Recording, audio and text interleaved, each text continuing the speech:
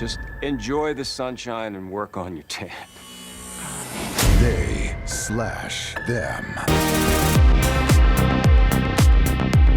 Hey everyone, welcome back to Let's Talk. I'm John and this is Dennis, and today we're going to be talking about the new Peacock film, They Slash Them, which was just released on August 5th, 2022, and is directed by John Logan. And if you're a fan of movie reviews, 4K Blu-ray reviews, TV reviews, maybe some tech reviews, we're doing more on the channel, nothing helps us out more than by liking this video and subscribing to the channel. So Dennis, what did you think of They Slash Them? I really liked it. I thought it was a really good film. You can tell it was written as an empowerment movie, really all about the LGBTQ plus community, and I think they did a really good job of that, kind of using a lot of different elements of this camp setting to really use them as metaphors to show the hurdles these people in the community face when it comes to societal issues, whether it's coming out or maybe their family not supporting them or the judgment of society in general. So they did a really, really good job of that.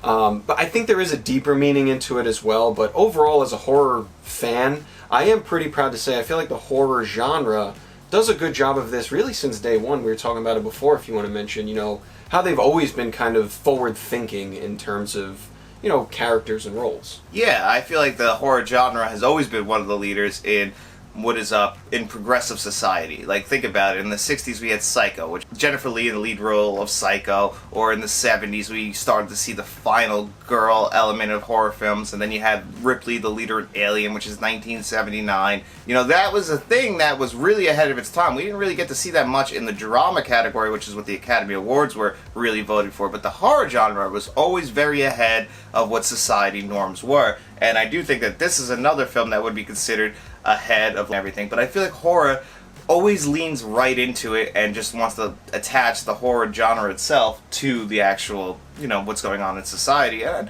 you know, I think that the movie itself did a good job of dealing with new society norms, but on the other hand, the film itself, I didn't think fully stuck the landing as far as a film goes. Yeah, I would agree. I mean, there's a lot of it that's really, really well done. There's a lot of really tense moments built up in it, and you can see, you know, they put so much into the story of really just the societal norms. Like, this is what you should be. If you're a boy, you should do this. If you're a girl, you should do this. And, you know, you need to be one or the other. There is no in between. Mm-hmm. And, you know, there are a lot of people in the world who feel that way. And this movie really explored that. Like, why do people feel that way? And it shows, really, to me, it humanized the person who might identify as they or them, or might identify as he, him, or, you know, whatever it might be.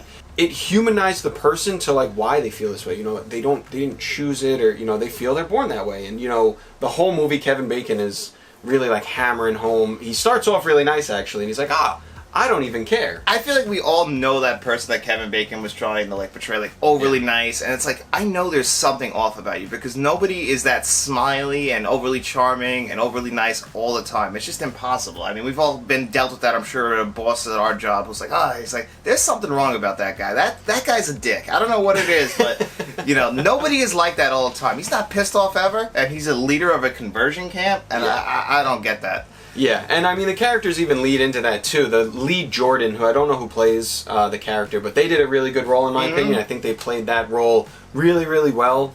And you could tell it was mainly about that character kind of coming into their own. And when we spoke about it, we said it is a tough topic to talk about because in today's society, everybody gets offended by everything, and it's really hard to explore it. And that's why, like we said in the beginning, horror is great, because it really just makes everybody equal. You know, this movie was just like any Friday the 13th, any Michael Myers movie, any Texas Chainsaw. I really did actually think they leaned very much into Friday the 13th. I think that's why you get Kevin Bacon. Yeah. But even like the actual design of the camp felt very much like a Friday the 13th movie, especially that main cabin. I don't know if you noticed how long it was, but since we just watched the original Friday the 13th, it reminded me very much of that very long cabin in the original Friday. I don't know if that's intentional or not, but just because we just watched Friday the 13th with Kevin Bacon, I'm like, I feel like it has to be an homage somewhat. Yeah, and I mean, the one character too actually says that when they're sitting on the dock, that, you know, they're sitting there and she says, I keep waiting for Jason Voorhees to come out of the woods. Yeah, so it's like they knew what they were making. Yeah, they were very aware, and that's the thing, like, they did a good job, and I think this is great. You know, it brings a lot of topics up,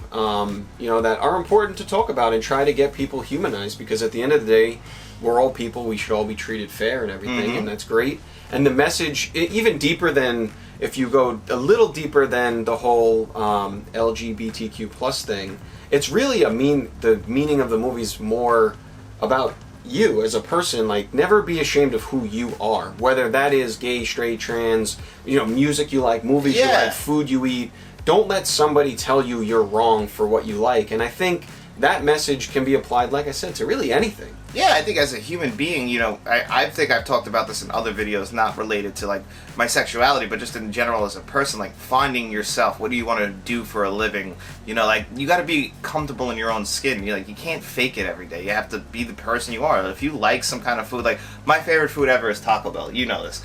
And it's like, it's ridiculous, but I'm not going to lie to people and say I want to go to a nice restaurant and get a 5-star steak, because I don't. Yeah. I'd rather go get a quesarito. And that's just me as a human being, obviously that's a ridiculous comparison, just to like give you an allegory of like, just another example of something like that. You got to be who you are. And that's really what, like you said, that's what this movie is leaning into. And, John Logan is a very famous writer. You might not realize it, but this is a guy who wrote Gladiator. This is a guy who's been around a long time. He knows how to write screenplays. He's helped on a lot of Sweeney Todd, if you're a fan of that, a Tim Burton movie. This is his directorial debut as far as film goes. And, he knows how to craft a story, which is weird because I actually felt like the screenplay was probably the weakest point of this movie. Yeah, I would agree. We can't hammer home enough that the meaning behind it is great, but at the end of the day, a lot of stuff was good. There was a lot of tension built. There was a lot of scenes that you were sitting there going, oh, we don't want to spoil too much because it is brand new, but there's a lot of tense moments where you're kind of like, oh, I hope not. But you're right, it's kind of really slow, and then the big reveal at the end kind of just came out of nowhere. Yeah. I don't know if you felt that way. I did, and it felt very shoehorned in. Yeah, just like all of a sudden, oh my god, that's who it was, and you're kind of like, and it just is a lot of build-up for, to me, not a lot of payoff. Yeah, and I also kind of felt like that was still the obvious answer of who the killer was. It's still, I was like, I have to go back and watch it and see if their clues were planted for her to be the killer, or him to be the killer. I'm not even going to say who.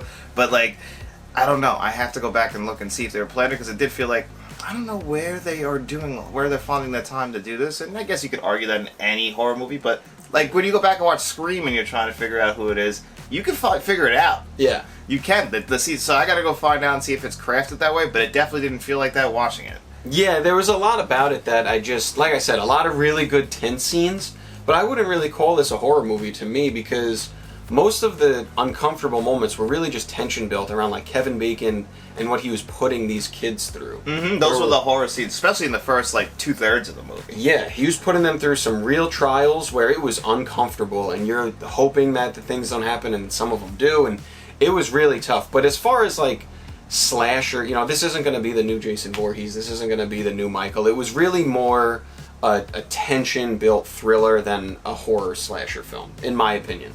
I agree. It's definitely much more of a tension-building movie, and definitely don't go into this thinking you're getting a gore fest, because it's really not that at all. No. I don't know what the rating is on this, but it feels like a PG-13 horror movie.